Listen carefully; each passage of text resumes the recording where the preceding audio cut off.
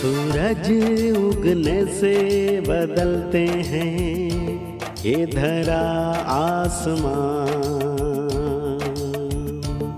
चलते रहने से हो जाती है हर मुश्किल आसान।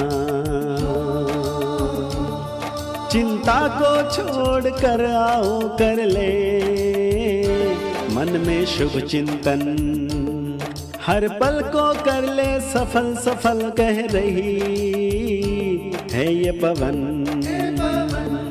संवार ले सुधार ले कर समस्या का समाधान, संवार ले सुधार ले कर समस्या का समाधान, कर समस्या का समाधान, कर समस्या का समाधान, कर समस्या का समाधान, कर समस्या का समाधान, कर समस्या का समाधान। नमस्कार, आदाब, सत श्री अकाल मित्रों, स्वागत है समाधान कार्यक्रम में, जो आपका अपना पसंदीदा कार्यक्रम है। आप सभी वक्त होते ही तुरंत ही टेलीविज़न स्क्रीन के सामने बैठ जाते हैं, जिससे हमें लगता है कि सचमुच आपका प्यार हमसे कितना है।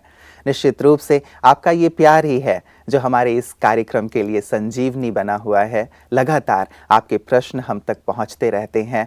न केवल ये प्रश्न कि हमें समस्याएं हैं, बल्कि ये भी कि हमें समाधान मिल रहा है, और जो अभ्यास दिए जा रहे हैं, जो समाधान दिए जा रहे हैं, उनका उपयोग करके हम राहत महसूस कर रहे हैं। आपके इन सभी प्रकार के जो भी ईमेल हमें आते हैं, या प्रश्न आप फ़ोन के माध्यम से भेजते हैं, या फिर पत्र लिखकर भेजते हैं, निश्चित रूप से इन सभी प्रश्नों को पाकर हमें प्रसन्नता होती है, और ये जानकर भी प्रसन्नता होती है कि आपका जीवन सरल सहज होता चला जा रहा है। आदरणीय सूर्य भाई जी हमेशा हमारे साथ रहते हैं हमारी सभी समस्याओं का समाधान करने के लिए। तो आइए आज की इस कड़ी में भी उनका अभिनंदन करते हैं, और स्वागत करते हुए आज के जो भी प्रश्न हमारे पास आए हैं उनकी ओर उनको लिए चलते हैं। प्रथा जी, आपका बहुत बहुत स्वागत है। थैंक्स। प्रथा जी, बहुत सारी बातें, प्रश्न हमें प्राप्त हो रहे हैं, और उनमें हर प्रकार की चीज़ें हमें प्राप्त होती हैं। न केवल उनकी समस्याएं प्राप्त हो रही हैं, बल्कि समाधान जो उन्हें आप दे रहे हैं उसका भी बहुत सुंदर उन्हें लाभ प्राप्त हो रहा है। कल ही मुझे एक लंदन की बहन मिली जी। हमारे पास विदेशियों के ग्रुप आए हुए, बड़ी खुश हो रही थी, मुझे देख के मुस्कुरा रही थी, आ गई पास। मैंने कहा क्या बहन जी बड़ी खुश हो? कहा आप लोग जो समाधान दे रहे हैं, तो मैं तो केवल 1.5 साल से ज्ञान मार्ग पर आई हूँ। 1.5 साल से पहले जो समस्याएं थी, मैं तो अब सब सुन सुन के सभी समस्याओं से मुक्त हो गई हूँ। जितनी भी समस्याएं थी आपके समाधान कार्यक्रम से मुझे उसका हल मिला, विधि मिली, और मैंने उसको जो किया तो मैं तो मुक्त हो गई हूँ। तो मेरे जीवन में तो अब कोई समस्या रही नहीं, इसलिए मुझे ज्ञान योग के मार्ग पे चलना बहुत सरल हो गया। और मेरा जीवन देखकर, मुझे आनंदित देखकर हमारे परिवार के बहुत सारे लोग भी ज्ञान योग की ओर बहुत आकृष्ट हुए हैं कि जरूर भाई इस राजयोग में इतना बल है कि इसका जीवन तनाव में रहता था, सदा ये समस्याओं के गीत गाती रहती थी।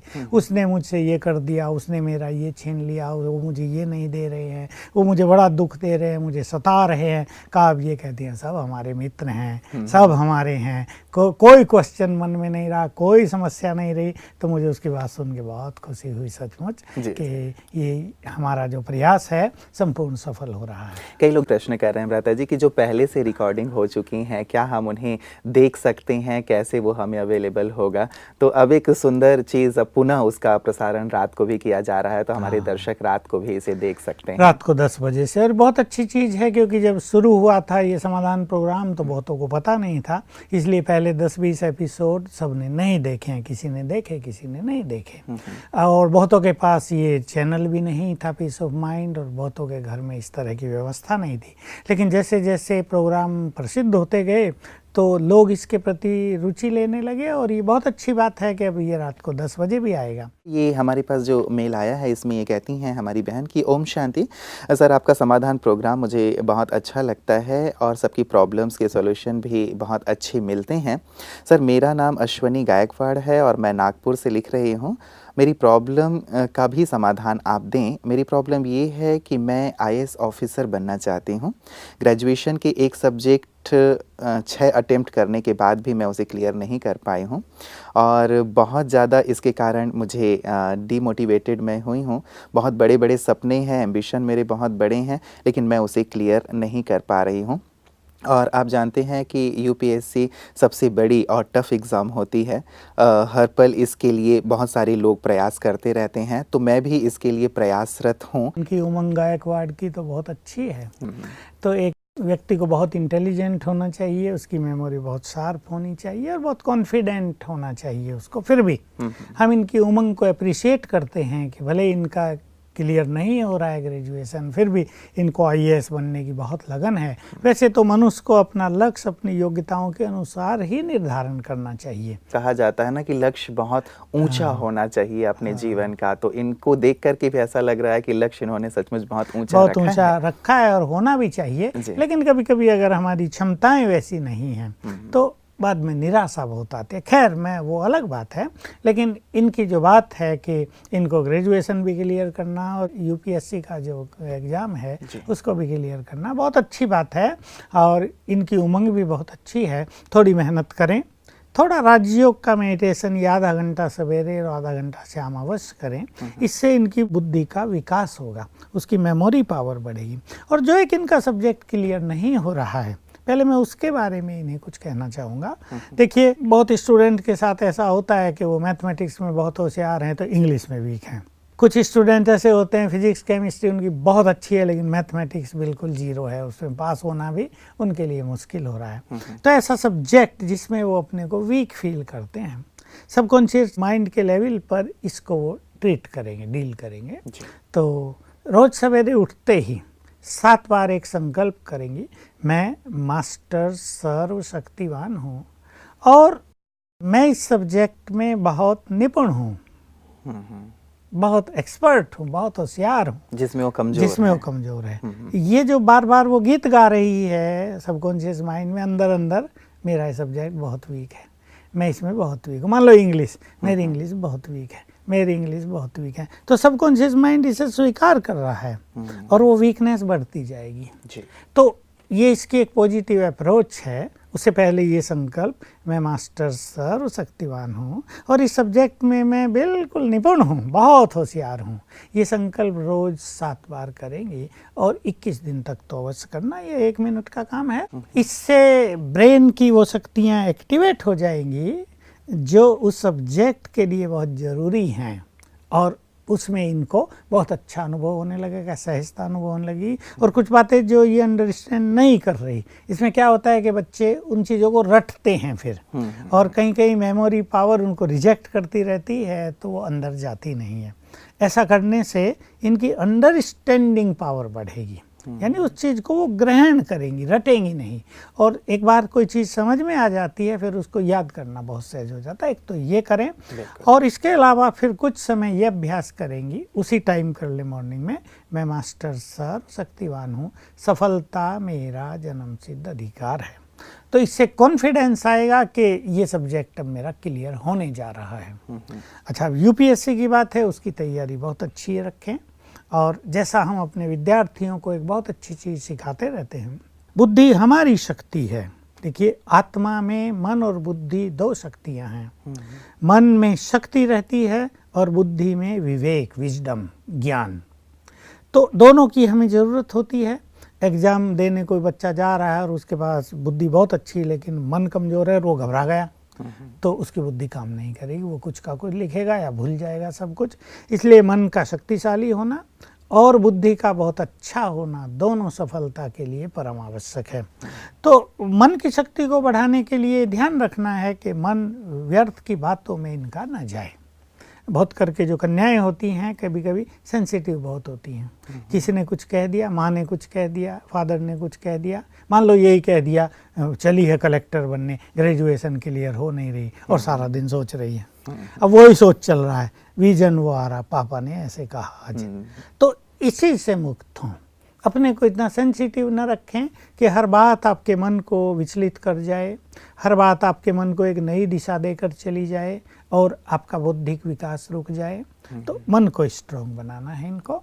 और जैसे मैंने कहा कि आधा घंटा सवेरे शाम ये मेडिटेशन करेंगे, लेकिन मैं उस बात पर आ रहा हूँ कि आत्मा यहाँ है अंदर, ब्रेन के बीच में बैठी आत्मा मन और बुद्धि की मालिक है।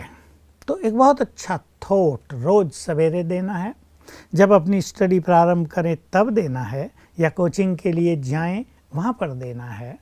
तो मैं आत्मा स्वराज्य अधिकारी हूँ, यानी अपनी राजा हूँ, मन बुद्धि की मालिक हूँ।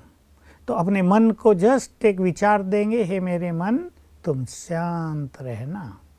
बुद्धि को विचार देंगे, हे मेरी बुद्धि अब तुम जो कुछ पढ़ाया जाए या जो कुछ मैं पढ़ूं उस सब को ग्रहण कर लेना, साथ साथ याद कर लेना, और जब परीक्षा हो उसे इमर्ज करा देना। ये प्रैक्टिस बहुत कॉन्फिडेंस के साथ ये रोज करेंगी तो बुद्धि की शक्ति बढ़ जाएगी। और मैंने ऐसा देखा है कई बार कि एक सेकंड क्लास स्टूडेंट IAS में सेलेक्ट हो जाता है और एक फर्स्ट क्लास स्टूडेंट असफल हो जाता है। तो इसमें केवल हमारा कौन सा ग्रेड आया उसका भी महत्व नहीं, लेकिन उस टाइम हमारा परफॉर्मेंस कैसा था, हमने कितनी जागरूकता के साथ, कितने कॉन्फिडेंस के साथ उस चीज़ को अपीयर किया है, इस पर भी बहुत कुछ निर्भर करेगा। तो ऐसा करने से इनका कॉन्फिडेंस बढ़ेगा और बिल्कुल कॉन्फिडेंटली इनको काम करना है। पहले से ये नहीं सोचना है कि क्या होगा, कैसे होगा, होगा या नहीं होगा। इन संकल्पों को एक तरफ रखकर जिस मार्ग पर हम चले हैं, जिस लक्ष्य को लेकर चले हैं, उसमें हमें सफलता मिलेगी ही। सफलता तो हमारा जन्म सिद्ध अधिकार है, और अगर 500 स्टूडेंट सेलेक्ट होंगे तो उसमें से एक नंबर मेरा भी होगा।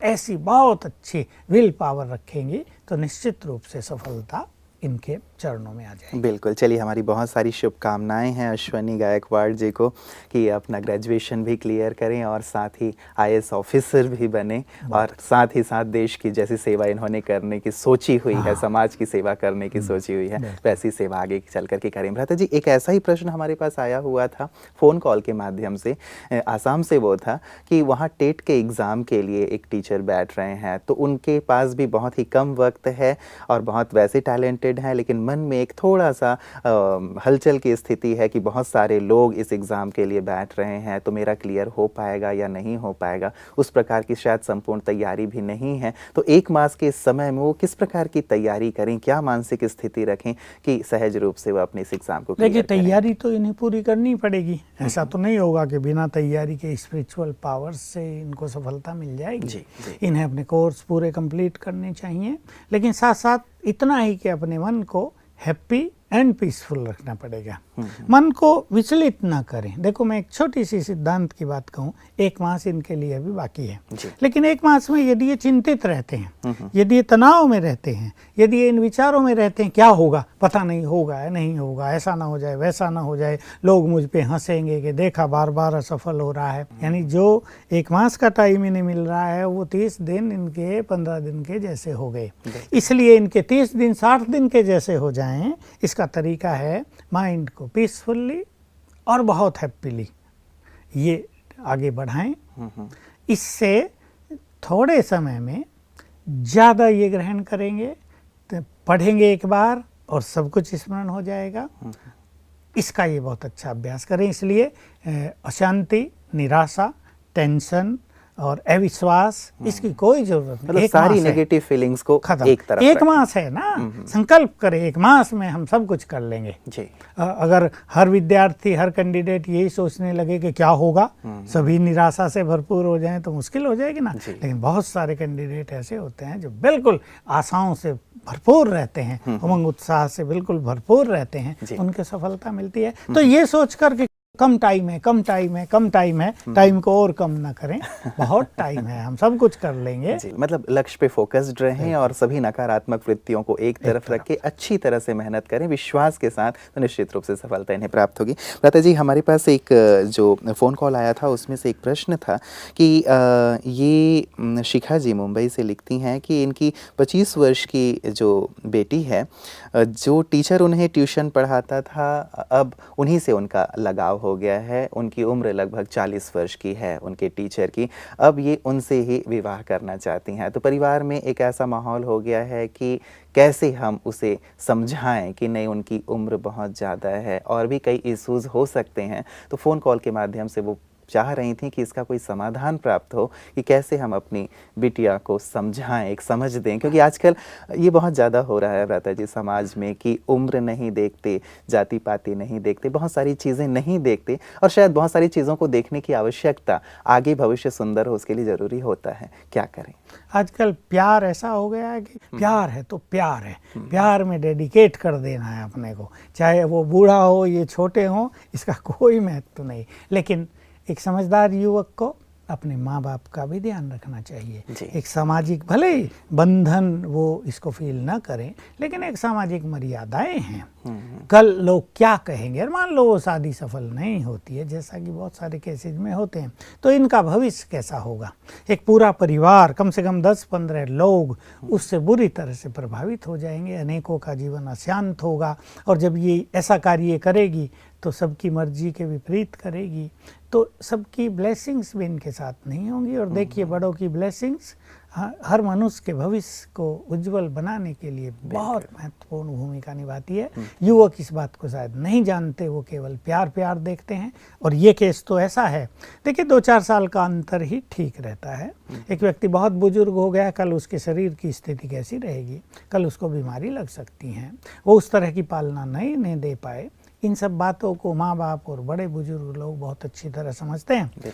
लेकिन ऐसी लड़कियां प्राय प्यार में फिर ब्लाइंड हो जाती हैं और वो किसी की बात नहीं सुनती हैं। घर में एक ऐसा माहौल बन जाता है कि जैसे किसी की डेथ हो गई हो, सब उदास निराश, सभी को तनाव रहता है, करें तो क्या करें।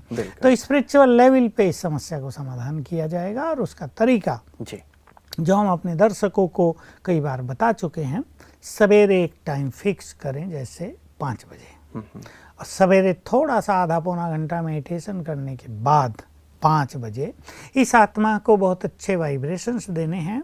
और वाइब्रेशंस देने के बाद बहुत अच्छे विचार देने हैं।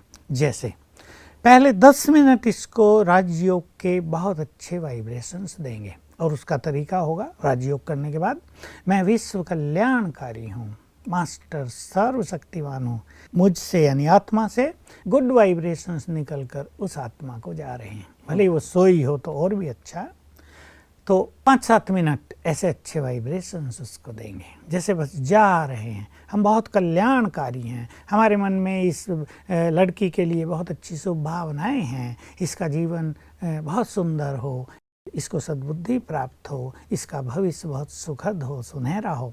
ऐसा देने के बाद माइंड टू माइंड उससे बात करेंगे, जैसे वो सामने खड़ी है, भले ही वो सोई हुई है, वो सामने खड़ी है, और उसको ऐसे संकल्प देंगे, तुम तो बहुत समझदार हो, तुम तो एक कुलीन घर की हो, अब तुम्हें अपने भविष्य को बहुत उज्जवल बनाना है, तुम्हें अपने माँ बाप का भी ध्यान रखना है, जिससे तुम शादी करना चाहती हो, वैसे भी तो वो तुम्हारा शिक्षक था, और वो गुरु के समान, गुरु तो बाप के समान होता है, वैसे भी ये बड़ी लज्जा की बात होगी, इसलिए उसके लिए अपने मन में पितृवत भावना, गुरुवत भावना ही रखो।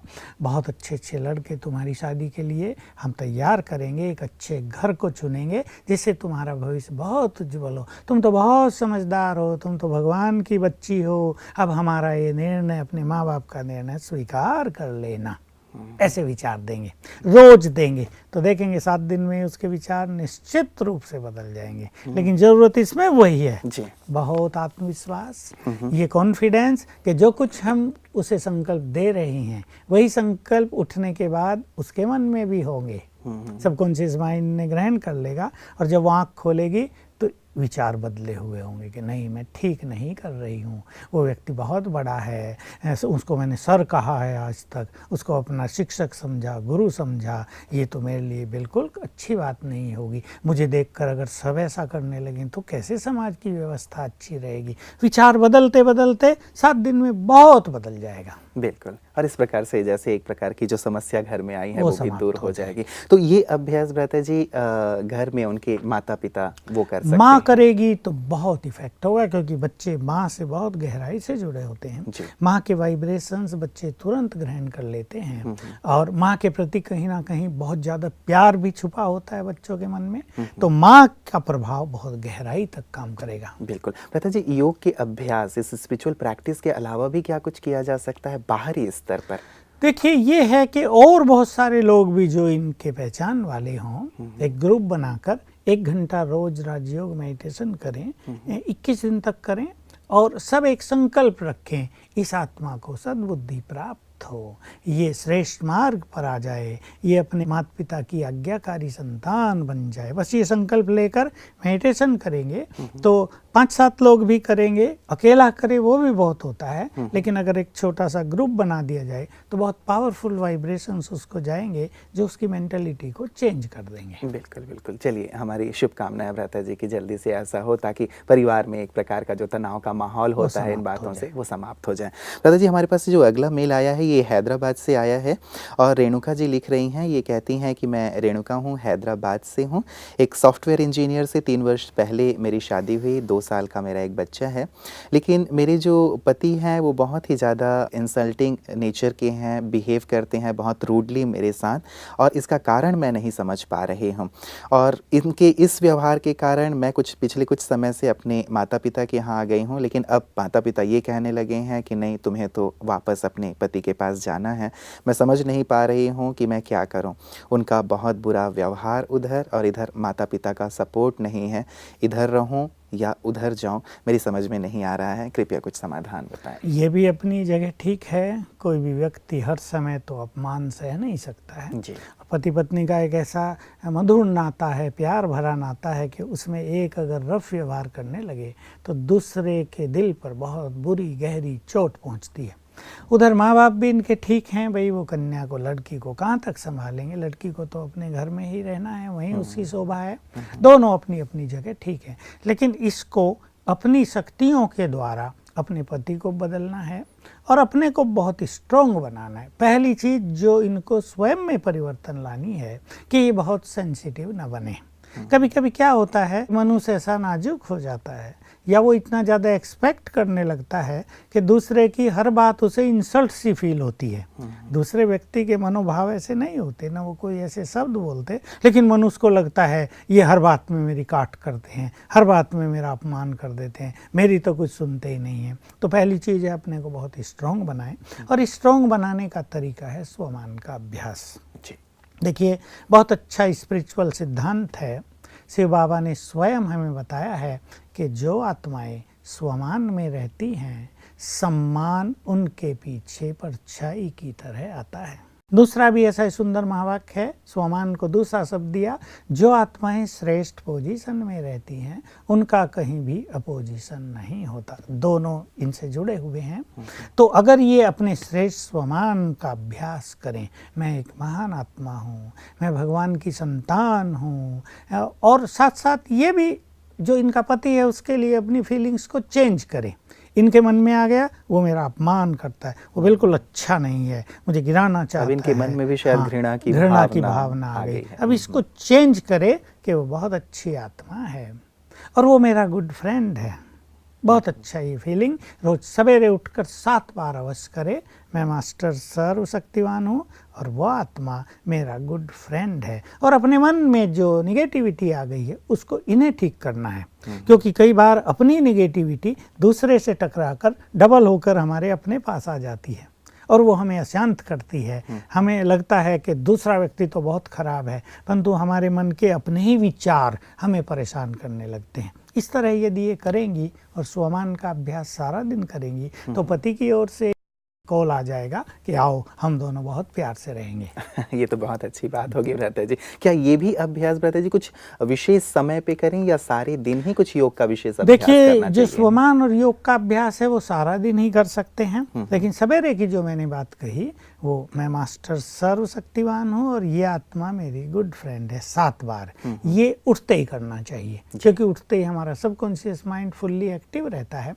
तो जो विचार हम करेंगे उसका प्रभाव यूनिवर्सली दूर दूर तक फैलेगा। तो जिस व्यक्ति के बारे में कर रहे हैं उसके विचारों में अवश्य चेंज आएगी। बिल्कुल बिल्कुल। चलिए, बहुत बहुत शुक्रिया भ्राता जी, इन सभी प्रकार के जो समाधान आपने दिए हैं हमारे दर्शकों को, निश्चित रूप से सभी सफलतापूर्वक इसे करेंगे और अपनी समस्याओं से मुक्त होंगे। आपका बहुत बहुत शुक्रिया। मित्रों, जीवन में समस्याएं तो आती ही रहती हैं। जैसे कहा जाता है कि एक जीवन एक लंबी यात्रा के समान है। कभी गहराई की ओर हमें ले जाती है तो कभी ऊंचाई की ओर ले जाती है। अप एंड डाउन्स तो इसमें होते ही होते हैं। लेकिन यदि हम नीचे उतर गए हैं, गहराई की ओर चले गए हैं, तो ये ना सोचें कि हमेशा हम नीचे ही रहेंगे। ऊंचाइयों तक भी हम अवश्य पहुँचेंगे ही पहुँचेंगे, क्योंकि ये यात्रा ही ऐसी है।